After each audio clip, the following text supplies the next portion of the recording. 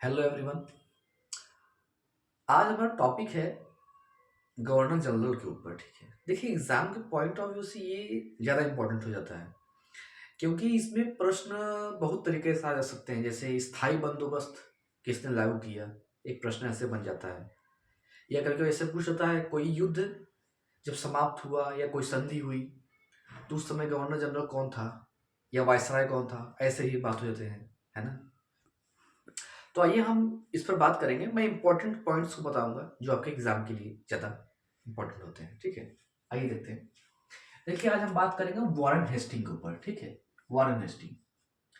देखिए 1773 का regulating act आता है। ठीक है, जब 1773 का रेगुलेटिंग एक्ट आता है तो 1774 से, ठीक है, 1774 से इसे बंगाल का गवर्नर बनाया जाता है। ठीक है, बंगाल का गवर्नर। लेकिन इसका समय का आप अनेक किताबों में देखेंगे तो 1772 से 1785 तक दिखाता है। ठीक है, तो शासनकाल इसका हम मान लेते हैं 1772 से 1785। लेकिन ये बात याद रखिएगा कि बंगाल का गवर्नर जनरल 1774 में बनता है रेगुलेटिंग एक्ट के बाद। आइए देखते हैं कुछ पॉइंट। वॉरेन हेस्टिंग ने ही द्वैध शासन समाप्त किया था 1772 में, ये आपको पता होगा। द्वैध शासन लागू किसने किया था? लॉर्ड क्लाइव ने। ठीक है, सरकारी खजाने का स्थानांतरण मुर्शिदाबाद से कलकत्ता की है। ये प्रश्न पूछे गए हैं। ठीक है, इस पर one liner question. Warren Hasting का एक और महत्वपूर्ण काम क्या है कि उसने प्रत्येक जिले में एक दीवानी एवं फौजदारी अदालत की स्थापना की। ठीक है, एक दीवानी एवं एक फौजदारी अदालत की स्थापना की।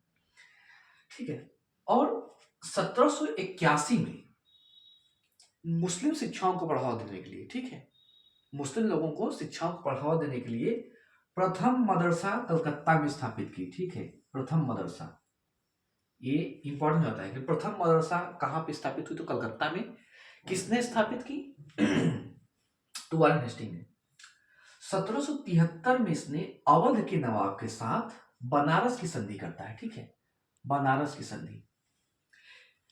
और 1775 में अवध के नवाब के साथ फैजाबाद की संधि करता है।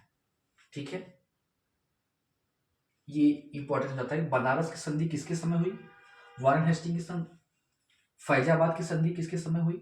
वारेन हेस्टिंग के समय। समय काल 1773 और 1775। ठीक है, इसमें देखिए 1773 में जो अवध का नवाब था वो सुजाउद्दौला था, ये बात याद रखिएगा। और माफ करिएगा। उसके बाद 1775 में जो था इसका पुत्र था, है ना, तो ये बात याद रखिएगा। फिर एक और इंपॉर्टेंट काम इसने किया था। क्या किया था कि इसने मुगल सम्राट की जो है वो पेंशन बंद करवा दी थी, जो 26 लाख वार्षिक था। तो ये भी प्रश्न आता है कि मुगल सम्राट की जो पेंशन थी उसे बंद किसने करवाया था? तो आपके वारेन हेस्टिंग ने ही करवाया था। ठीक है, एक और इंपॉर्टेंट है कि प्रथम आंग्ल मराठा युद्ध किसके समय में हुआ था? तो 1775 से लेकर 1782 तक, यानी कि वारेन हेस्टिंग के समय में। द्वितीय आंग्लो मैसूर युद्ध 1780 से 1784 के बीच में, वारेन हेस्टिंग के समय में।